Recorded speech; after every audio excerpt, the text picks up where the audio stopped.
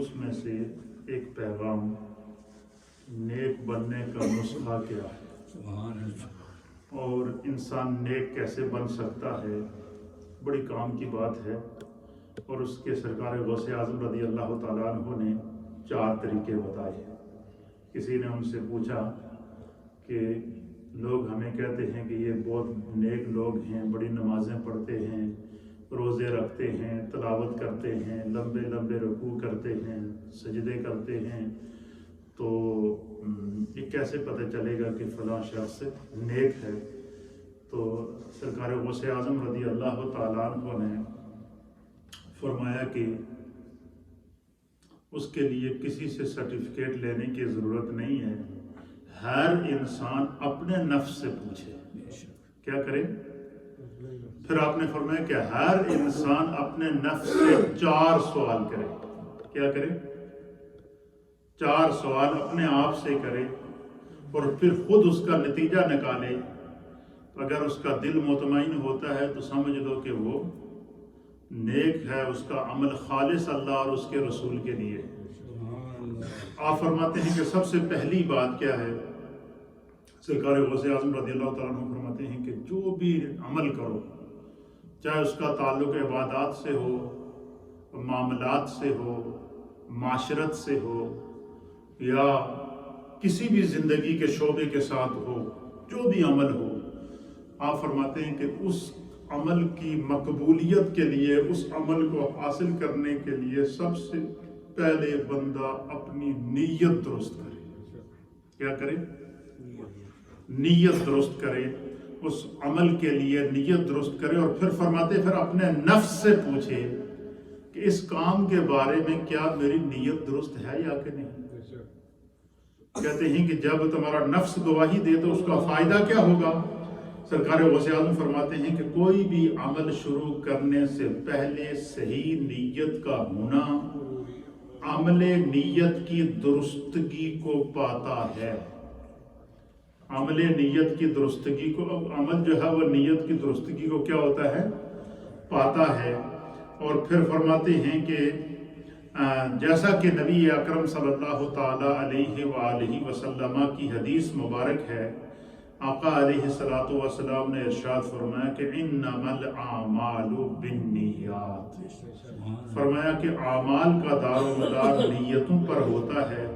وانما لکل امرئ ما نوی، فرمایا کہ ہر آدمی کو وہی اجر ملے گا جس کی اس نے نیت کی ہوگی۔ اس لیے سرکار غوث اعظم رضی اللہ تعالیٰ عنہ فرماتے ہیں کہ کوئی بھی عمل ہو، چاہے اس کا تعلق معاشرتی زندگی سے ہو، انفرادی زندگی سے ہو، اجتماعی زندگی سے ہو، خانگی زندگی سے ہو، یا اس کا تعلق ہماری عبادات کے ساتھ ہو، اس کی سب سے بڑی مثال کیا ہے کہ آپ دیکھیں کہ جب ہم نماز کے لیے یہاں کھڑے ہوتے ہیں، امام کے پیچھے مصلی اقامت ہوتی ہے اور صفیں بن جاتی ہیں، چاہے وہ جمعہ کا اجتماع ہو یا 5 نمازوں کا اجتماع ہو، جیسے ہی صف بنتی ہے، ابھی ہم نے نماز شروع نہیں کی ہے، تو نماز شروع کرنے سے پہلے ہم سب امام سمیت تمام مقتدی سب سے پہلا عمل کیا کرتے ہیں؟ نیت کرتے ہیں یا نہیں کرتے؟ اب دیکھیں اگر 5 وقت، سرکار غوث اعظم رضی اللہ تعالیٰ عنہ فرماتے ہیں کہ یہی سبق انسان کے ہر عمل کے لیے ہے۔ کیا فرماتے ہیں؟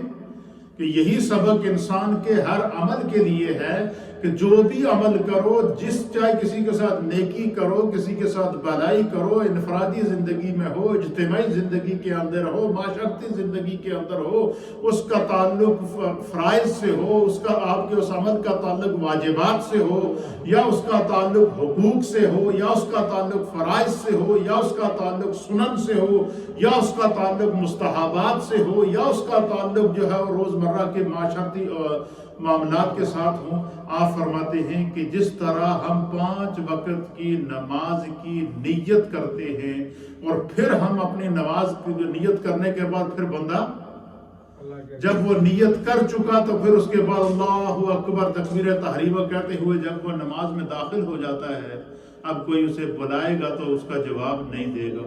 کوئی عام حالات میں یہ ہے کہ کوئی تمہیں سلام کرے تو اس کا جواب دو، تم پر واجب ہے، لیکن نماز کی حالت میں اگر کوئی سلام دے گا تو جواب ہے نہیں دیا جائے گا، حتیٰ کہ یہاں تک فرما دیا کہ کوئی بھی ایسا عمل جو بظاہر دیکھنے میں یہ پتہ چل رہا ہو کہ یہ عمل کثیر ہے، کہ جس طرح کہ بعض لوگوں کی ہوتی ہے کہ نماز پڑھتے ہوئے دونوں ہاتھوں کو چھوڑ دیا، اور بعض لوگوں کی ہوتی ہے کہ وہ اس طرح کھڑے ہیں کہ پتہ چل رہا ہے کہ یہ نماز پڑھ رہا ہے یا کھیل رہا ہے، اور فرمایا کہ جب وہ نیت کر کے نماز کے اندر عبادت کے اندر شامل ہو گیا تو اب کیا ہے وہ کھو گیا اپنے عمل کے اندر۔ اسی طریقے سے سرکار غوث اعظم رضی اللہ تعالیٰ عنہ فرماتے ہیں کہ زندگی کے ہر عمل کے لیے نیت کر لو، اور پھر دوسری حدیث پیش کرتے ہیں، آپ فرماتے ہیں کہ اس کا فائدہ کیا ہے؟ فرمایا کہ نیت کا کیا فائدہ ہے؟ حضور علیہ نبی بندہ جڑا کوئی بھی نیکی کا کام کرے تو اس لیے کرتا ہے نا کہ مجھے اس کا ثواب ملے۔ کوئی بھی نیکی کا کام بندہ جب کرے تو اس کی نیت کیا ہوتی ہے کہ مجھے ثواب ملے۔ تو سرکار غوث اعظم رضی اللہ تعالیٰ عنہ فرماتے ہیں کہ میرے آقا علیہ السلام کا ارشاد ہے، حضور نے فرمایا کہ نیت المؤمن خیر من عملہ، فرمایا کہ مومن کی جو نیت ہے وہ عمل تو بعد میں کرنا ہے نا، عمل بعد میں کرنا ہے، عمل اس کی بعد میں اس کے عمل سے پتہ چلے گا کہ اس کی کیا مراد ہے، لیکن فرمایا کہ سب سے پہلے جب وہ کسی نیک عمل کی نیت کرے گا تو آپ فرماتے ہیں اس کا فائدہ کیا ہوگا؟ فرمایا نیت کا یہ فائدہ ہوگا کہ عمل بعد میں کرے گا، عمل کرنے کے بعد انسان کو اعمال کا ثواب ملتا ہے، لیکن فرمایا اس کے ثواب کا آغاز اس کی نیت سے ہو جاتا ہے۔ فرمایا جب بندہ کسی نیکی کی نیت کرتا ہے تو نبی علیہ السلام نے فرمایا، اللہ تعالیٰ فرشتوں سے فرماتا ہے میرے اس بندے کی نیکی لکھ دو۔ فرمایا کہ سوال تو یہ ہے کہ ابھی تو اس نے عمل کیا ہی نہیں، پہلے ہی کہہ دیں نیکی اس کا عمل لکھ دو۔ فرمایا اس لیے کہ اس نے نیکی کا ارادہ کر لیا، اور نیکی کا ارادہ کرنا، نیکی کی نیت کرنا خود بھی ایک نیکی ہے۔ اس لیے سرکار غوث اعظم رضی اللہ تعالیٰ عنہ فرماتے ہیں کہ حضور نے فرمایا کہ نیت المؤمن خیر من عملہ، کہ مومن کی جو ہے وہ نیت اس کے عمل سے بہتر جو ہے وہ بہتر ہے۔ اور پھر فرماتے ہیں یہ سب دونوں حدیثیں بیان کرنے کے بعد پھر سرکار غوث اعظم نصیحت کرتے ہیں، کیا کرتے ہیں؟ کہتے ہیں پس روزہ ہو یا نماز ہو، حج ہو یا زکوٰۃ ہو، عبادتیں ہوں یا معاملات ہوں، انفرادی زندگی ہو یا اجتماعی زندگی ہو، عمل کی اصلاح کے لیے سب سے پہلے نیت کا صحیح ہونا یہ نیکی کی سی بنیاد ہے۔ فرمایا کہ اگر بندہ یہ چاہے کہ میں نیک بننا چاہوں تو فرمایا کہ وہ جو بھی کام کرے وہ خلوص نیت کے ساتھ کرے، اس کے اس عمل کے اندر اخلاص شامل ہو۔ اور دوسری چیز کیا ہے؟ آپ فرماتے ہیں کہ کوئی بھی کام شروع کرنے سے پہلے جب بندہ کوئی عمل کرتا ہے تو اس کو یہ علم ہونا چاہیے کہ جس جو میں عمل کر رہا ہوں اس عمل کا اسے علم ہونا چاہیے۔ عمل کیا ہونا چاہیے؟ علم ہونا چاہیے۔ بندہ کھڑا ہو جائے کہ میں نماز پڑھنے کے بعد نماز آتی ہی نہیں ہے۔ اب محمد ایک بندہ چلو امام کے پیچھے تو چلو جان چھوٹ جاتی ہے کہ امام دے سر دے آگے وہ قبول ہوگی تو امام جانے نہ ہوگی تو نہ جانے، لیکن ایک بندہ انفرادی نماز پڑھتا ہے تو اسے اگر نماز آتی ہی نہیں ہے تو وہ کھڑا ہو گیا اور بظاہر سجدے کرتے نظر آ رہا ہے، رکوع کرتے نظر آ رہا ہے، لیکن نماز اسے آتی نہیں ہے۔ تو سرکار غوث اعظم رضی اللہ تعالیٰ عنہ فرماتے ہیں کہ کوئی بھی عمل کرنے سے پہلے اس عمل کا علم ہونا ضروری ہے، اور اگر اس طرح علم ہونے کے ساتھ جب عمل کرے گا تو اس کو خدا علم کا بھی ثواب دے گا، عمل کا بھی ثواب دے گا، نیت کا بھی ثواب دے گا۔ کام وہی ہے اور اس کے اجر و ثواب کے اندر کتنے عمل شامل ہو گئے؟ 3 شامل ہو گئے۔ کیوں؟ کہ اس نے اس کام کے لیے علم حاصل کیا، اس کام کے لیے عمل کیا، اس کام کے لیے خالص نیت کی۔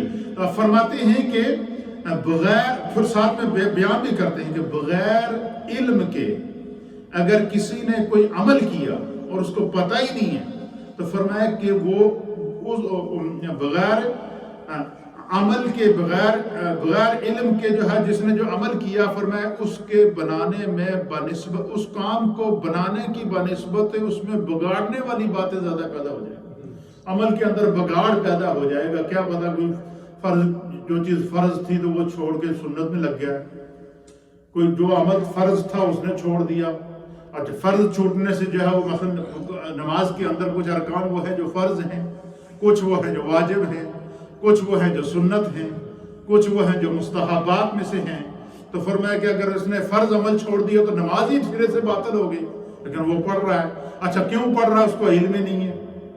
اس لیے فرمایا کہ جو بھی عمل کرو اس کے لیے اتنا علم ہونا ضروری ہے. بندہ جو عمل کرے تو اس کی نیت میں شامل ہونا چاہیے کہ اس یہ میں عمل کیوں کر رہا ہوں، اس کا فائدہ کیا ہے، اس عمل کے بارے میں جو ہے وہ ہمارا جو دین ہے اس کی کیا تعلیمات ہیں.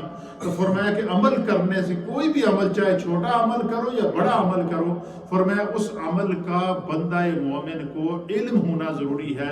فرمایا علم کے ساتھ جو بندہ عمل کرے گا اسے علم کا بھی ثواب، عمل کا بھی ثواب، نیت کا بھی ثواب. اور اگر فرمایا کہ بغیر علم کے بندہ عمل کرے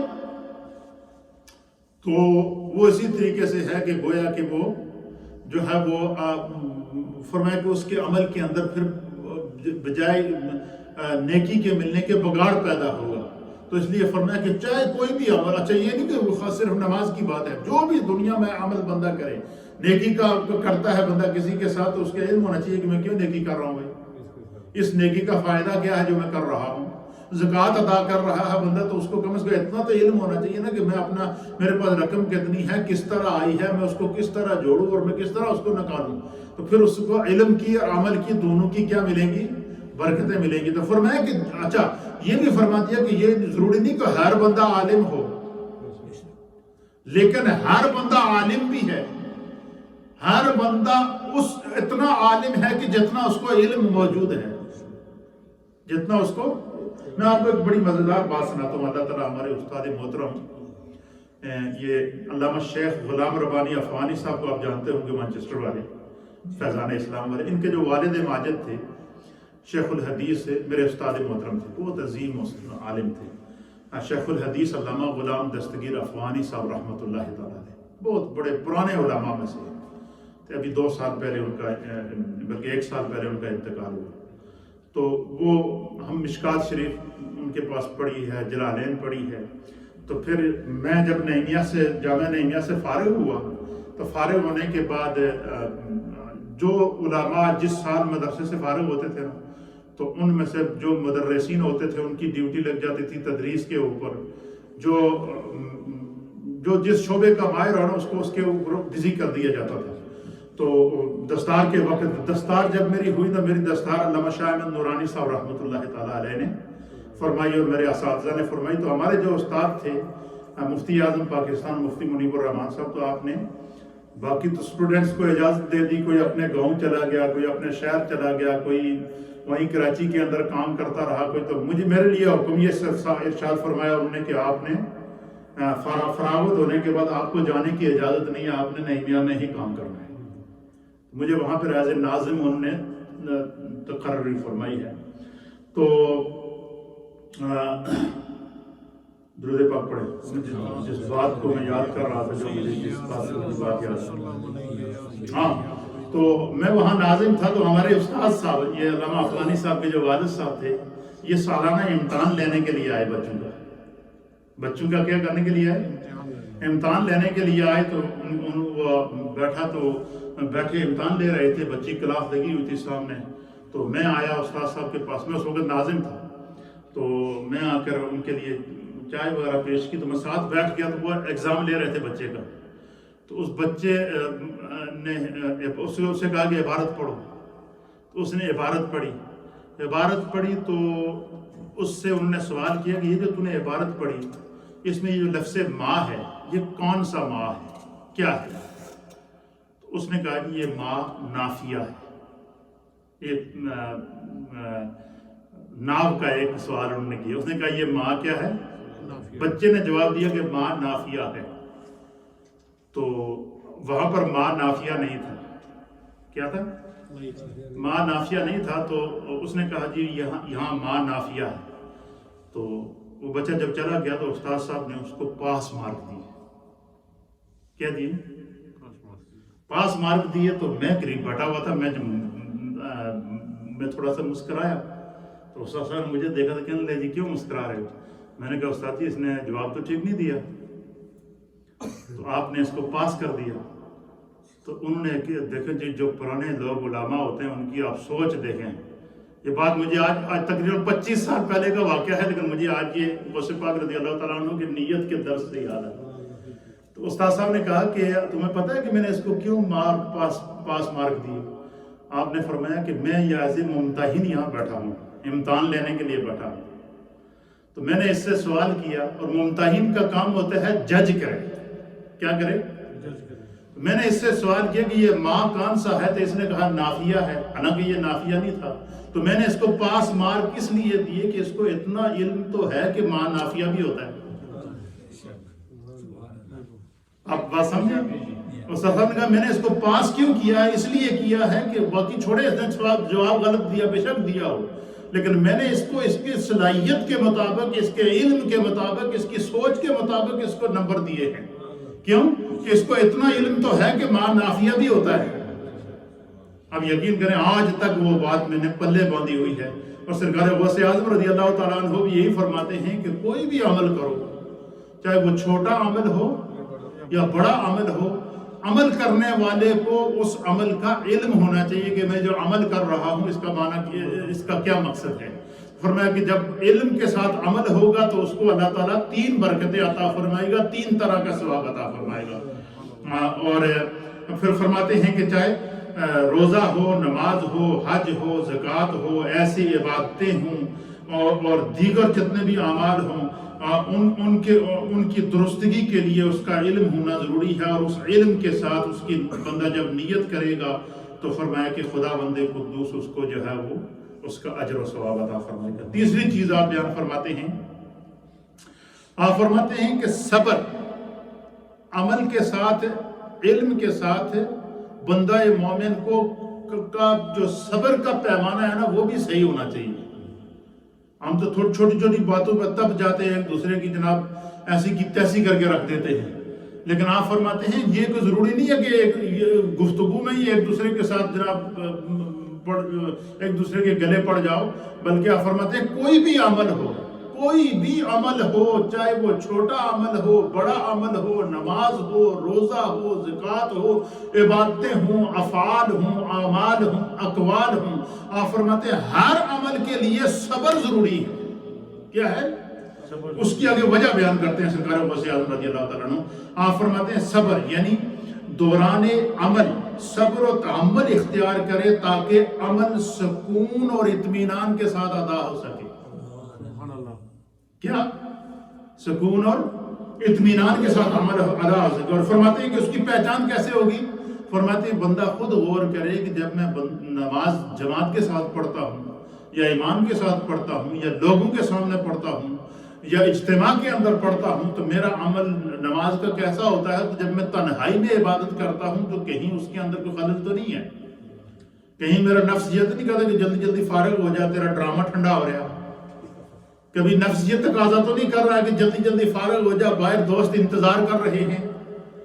تو آپ فرماتے ہیں کہ عمل جو بھی عمل کرو، چاہے اس کا تعلق عبادات سے ہو، اس کا تعلق ریاضت سے ہو، اس کا تعلق معاملات سے ہو، اس کا تعلق احکام سے ہو، سرکار غوث اعظم کہتے ہیں اس میں صبر، تحمل اور اطمینان ہونا چاہیے۔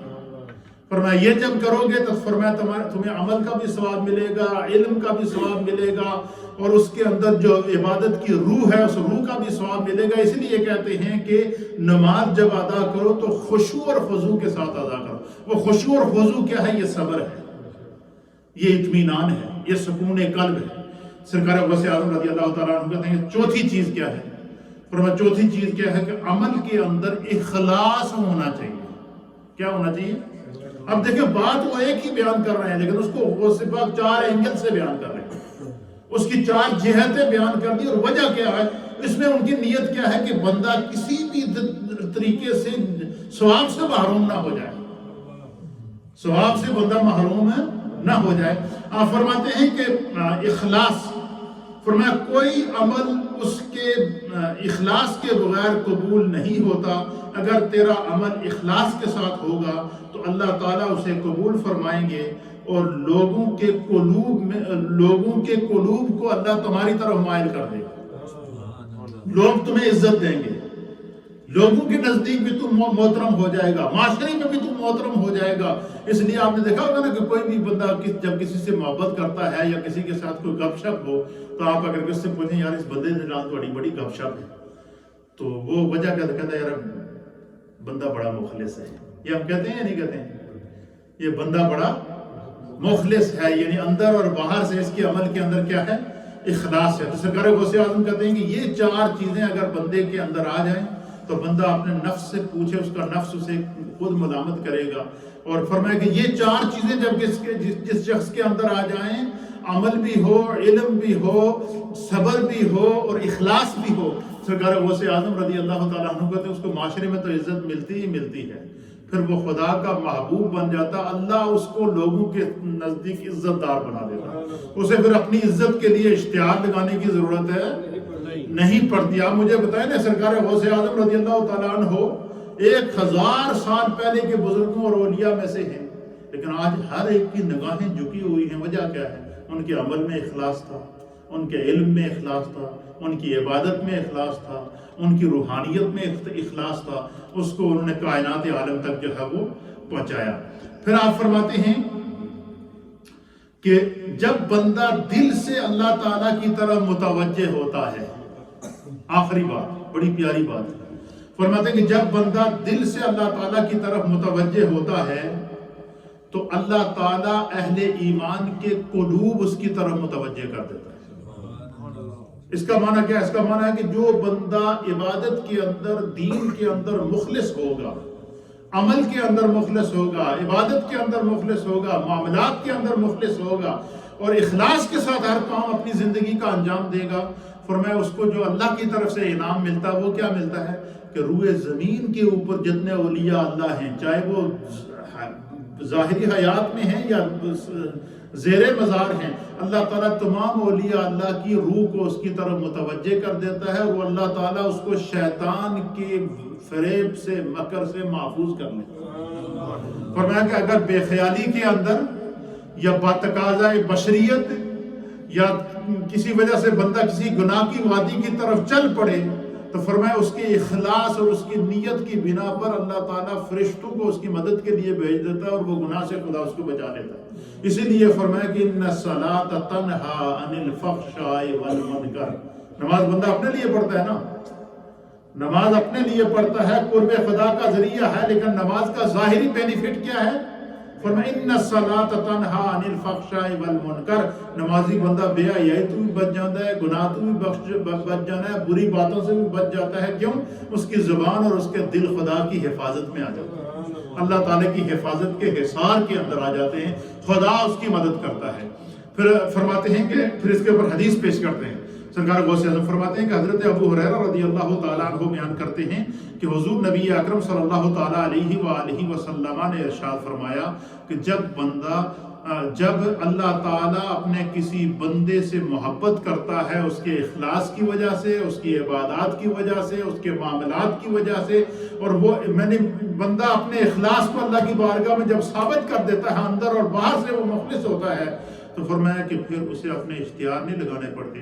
اللہ جبریل سے فرماتے ہیں کہ فلاں شخص سے میں رب ہو کر محبت کرتا ہوں، اے جبریل تو بھی اس سے محبت کر، آسمانوں میں بھی اس کی محبت کا اعلان کر دے، زمین میں بھی اس کی محبت کا اعلان کر دے۔ اور حضور فرماتے ہیں کہ پھر جبریل اللہ کے حکم سے جب اعلان کرتے ہیں، فرمایا جب جبریل کی طرف سے اعلان ہو جاتا ہے تو پھر کیا ہوتا ہے؟ حضرت سیدنا رسول اللہ صلی اللہ تعالیٰ علیہ وسلم فرماتے ہیں پھر پتھر بھی پہچانتے ہیں کہ یہ خدا کا ولی ہے، درخت بھی پہچانتے ہیں یہ خدا کا ولی ہے، دریا بھی پہچانتے ہیں یہ خدا کا ولی ہے۔ اور جو ہے وہ اللہ تعالیٰ کے ایک بہت بڑے ولی تھے، ان کے نام کے ساتھ دینار آتا ہے۔ کیا آتا ہے؟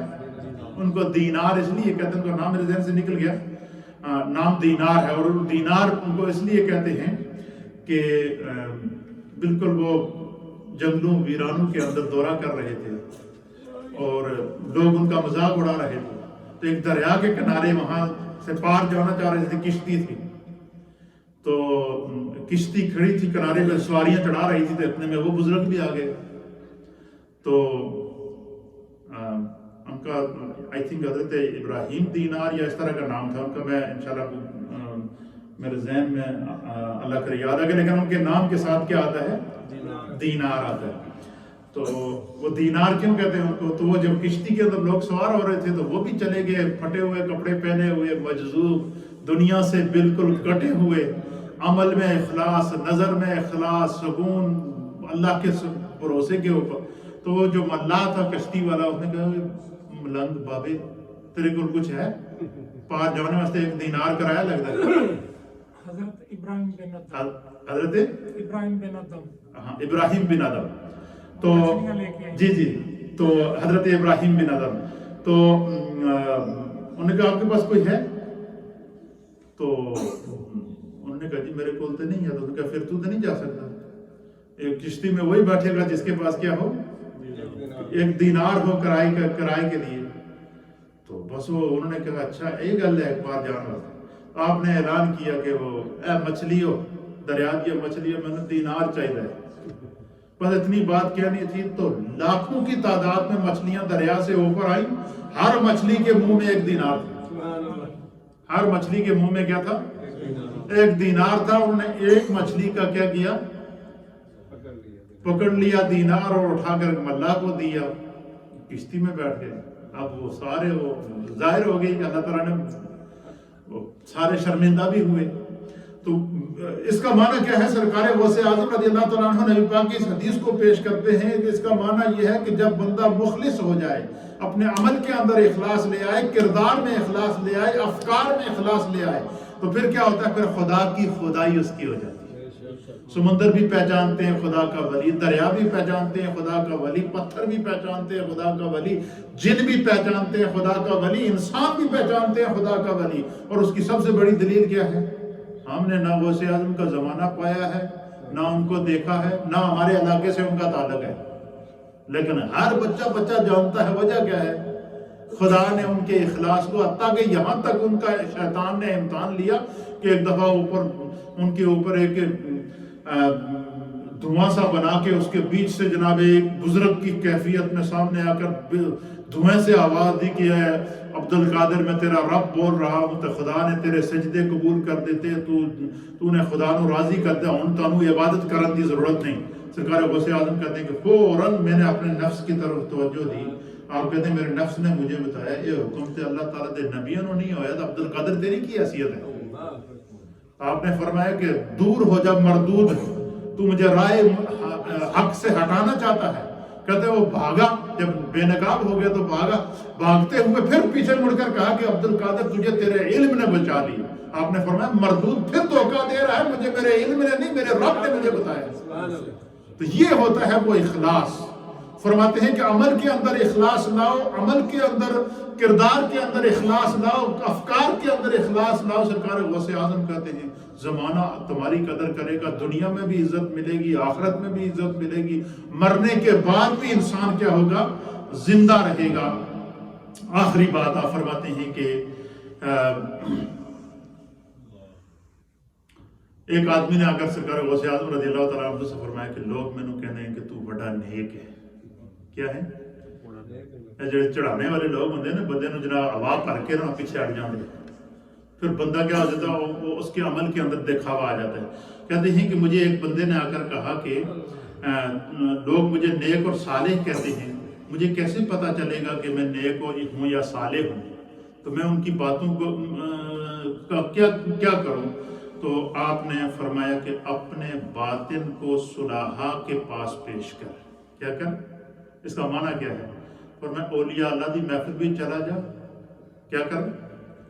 اولیاء اللہ کی محفل میں چلا جا تو وہاں پر کوئی بات نہیں کرنا، اپنے اندر کو پیش کر، اپنے باطن کو پیش کر۔ اس لیے سرکار حضرت مولانا روم رحمۃ اللہ علیہ فرماتے ہیں کہ جب علماء کی محفل میں بیٹھو تو اپنی زبان کو محفوظ رکھو، اور اولیاء اللہ کی محفل میں بیٹھو تو اپنے دل اور اپنے دماغ کی جو سوچ ہے اس کو محفوظ رکھو۔ کیوں؟ آگے فرمایا وَهُمْ جَوَاسِيسُ الْقُلُوبِ، یہ دلوں کے جاسوس ہوتے ہیں۔ یہ کیا ہوتے ہیں؟ دلوں کے جاسوس ہوتے ہیں۔ تو آپ فرمایا اس شخص نے کہا کہ مجھے لوگ یہ کچھ کہتے ہیں، آپ نے فرمایا کہ اپنے باطن کو صلحاء کے پاس ظاہر کرو، اگر وہ پسند کریں تو سمجھ لینا تو نیک ہے، ورنہ دوسرے ورنہ نہیں. دوسرا یہ کہ دنیا کو اپنے دل پر پیش کر، اگر تمہارا دل دنیا کو ٹھکرا دے تو سمجھ لے تو نیک ہے، ورنہ نہیں. تیسرا یہ کہ اپنے نفس پر اپنی موت کو پیش کر. کیا فرمایا؟ اپنے نفس کو اپنی موت پر اپنے نفس کو اپنی موت پر پیش کر کے اپنے نفس کے ذریعے کیا کہ یار میں ہو سکتا ہے مر جاؤں یا کل مر جاؤں، میں بس مرنے کی تیاری کر رہا ہوں. تاکہ اگر تیرے نفس نے کیا کہ تے گھر بنانے ہیں نہ یہ بچے نے شادیاں کرانیاں ہیں نہ جناب فلاں مار کے سارے انجام دینے ہیں، تو فرمایا جے تھوڑے نفس نے تمہیں روکیا نا کہ حالے تو زندہ رہنا ہے، سمجھ لے کہ تو نیک نہیں. بلکہ کیا کرے؟ فرمایا کہ جب اپنے تیسرا یہ کہ موت کو اپنے نفس پر پیش کر، اگر وہ اسے چاہنے لگے تو جان لے کہ تو نیک ہے، ورنہ اگر تینوں باتیں تجھ میں جمع ہوں تو اللہ کے حضور بہت سی عاجزی کر اور کہیں تیرے عمل میں ریا نہ گھسائے. فرمایا کہ اگر تینوں باتیں تیرے اندر شام پائی جاتی ہیں، اور وہ تینوں باتیں کیا ہیں کہ فرمایا کہ اپنے آپ کو صلحاء کے پاس تو نے پیش کیا، اولیاء اللہ کی بارگاہ میں پیش کیا، تو انہوں نے تمہارے اوپر شفقت فرما دی کہ یہ اس کا باطن پاک. اس لیے قرآن کریم فرماتا ہے کہ نبی پاک صلی اللہ علیہ وسلم کی بارگاہ میں جب صحابہ آتے وَيُعَلِّمُهُمُ الْكِتَابَ وَالْحِكْمَةَ، تو حضور علیہ الصلوۃ ان کو کیا کرتے؟ کتاب اور حکمت کی تعلیم دیتے. اچھا یہ علم تعلیم دینا اور چیز ہے، اور میں کتاب اور حکمت کی تعلیم دیتے، ان کو بتاتے نماز کیا ہے، روزہ کیا ہے، زکوٰۃ کیا ہے، حج کیا ہے، احکام کیا ہے، یہ تعلیم ان کو دیتے اور اللہ کی طرف سے جو وحی آتی حضور ان کو سناتے. اور فرمایا کہ پھر صحابہ اکرام کیا کرتے تھے؟ ان میں سے بعض وہ تھے اس وحی کو لکھتے تھے، اور بعض وہ تھے کہ جو اسی وقت نیت کر لیتے کہ اب اللہ کی طرف سے اور اللہ کے رسول کی طرف سے حکم آ گیا، اب میں اس میں سستی نہیں کروں گا، میں نے اس پر عمل کرنا ہے. تو فرمایا کہ پھر کیا ہوتے تھے؟ پھر اللہ کے حبیب علیہ الصلوۃ والسلام ان کو پڑھاتے بھی تھے، ان کو علم بھی دیتے تھے. اور پھر ایک وقت ایسا آتا ہے کہ جب وہ عمل کرتے نا تو حضور علیہ الصلوۃ والسلام کیا فرماتے؟ اللہ فرماتا وَيُزَكِّيهِمْ، تو مصطفیٰ ان پر جب نظر کرم فرماتے نا حضور انہوں نے ظاہر اور باطن دوئے پاک کرتے. تو باطن کی پاکیزگی صوفیاء کی مجلس کے اندر، اولیاء کی مجلس کے اندر، انبیاء اکرام کی مجالس کے اندر، اور بالخصوص ہمارے پیارے آقا و مولا جنہوں نے کم و بیش 1.25 لاکھ صحابہ اکرام کو نہ صرف پورے قرآن کا اور دین کا عالم بنایا، بلکہ اللہ فرماتا وَيُزَكِّيهِمْ 1.25 لاکھ صحابہ اور صحابیات جن کو میرے مصطفیٰ کی صحبت نصیب ہوئی ہے، مصطفیٰ نے انہیں اندروں اور باہروں پاک کر دیا. وہ اندر اور باہر سے پاک ہوتے تھے، اور اندر سے پاک ہونے کا معنی کیا ہے؟ ان کے عمل میں اخلاص تھا، ان کے کردار میں اخلاص تھا، ان کے افکار میں اخلاص تھا. کہ سرکار غوث اعظم فرماتے ہیں کہ جب ہمارے عمل میں اخلاص پیدا ہو گیا تو سمجھ لو، فرمایا کہ جب یہ یقین ہو جائے کہ خدا نے مجھے نیکی کی توفیق عطا فرما دی، نیکی کے راستے پہ لگا لیا، تو سرکار غوث اعظم آخر میں نصیحت کیا کرتے ہیں؟ فرمایا مرتے دم تک کدھر اپنے نفس میں یہ نہیں لے آنا دکھاوا، ذرا سا ریا تمہارے اعمال کو نہ بگاڑ دو، دکھاوا نہیں لانا، تکبر نہیں لانا، اپنے عمل کو خدا کی بارگاہ میں عاجزی کے ساتھ پیش کرتے رہنا، اور خدا سے ہمیشہ یہ دعا کرتے رہنا کہ اللہ یہ جڑی تو میں نے توفیق دیتی ہے اس نے میں نے قائم رکھی. اسی لیے قرآن کریم فرقان مجید میں اللہ نے فرمایا کہ ان الذین قالوا ربنا اللہ، وہ لوگ جنہوں نے کہا کہ ہمارا رب اللہ ہے، ثم استقاموا، پھر وہ اس پر قائم رہے، استقامت اختیار کی، اور مرتے دم تک اس نیکی کے اوپر قائم رہے، مرتے دم تک اخلاص پر قائم رہے، مرتے دم تک علم کے ساتھ عمل بھی کرتے رہے.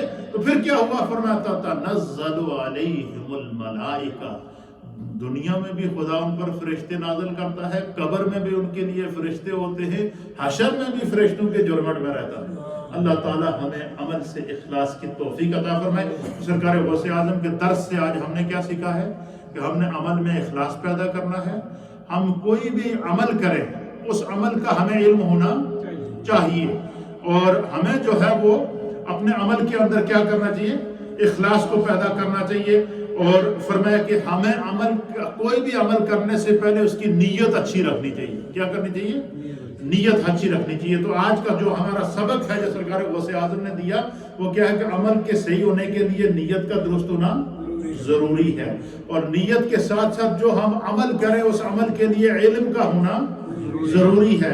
پھر اسی طریقے سے اس علم کے ساتھ اور اس عمل کے ساتھ اخلاص کا ہونا ضروری ہے۔ اور میں جب ہم اپنے افکار اور اعمال کے اندر اس چیز کو پیدا کریں گے، سرکار غوث اعظم فرماتے ہیں یہی وہ نسخے ہیں جن سے کوئی غوث بنا ہے، کوئی ابدال بنا ہے، کوئی قطب بنا ہے، کوئی ولی بنا ہے، اور کوئی اللہ کا محبوب اور مقرب بنا ہے، اور خدا نے انہیں بینا اور جو ہے وہ صاحب بصیرت بنایا ہے۔ اللہ ہمیں دین کو سمجھنے کی توفیق عطا فرمائے۔ یہ جو صوفیاء اکرام کی گفتگو ہوتی ہے، ان کے جو سبق ہوتے ہیں، یہ دلوں کو ہلا دیتے ہیں، یہ عمل کی درستگی کی طرف لاتے ہیں، یہ نیکی کی طرف لاتے ہیں، اور خدا ہماری ان مجالس کو ہماری بخشش کا ذریعہ بنائے۔ تھوڑا سا ذکر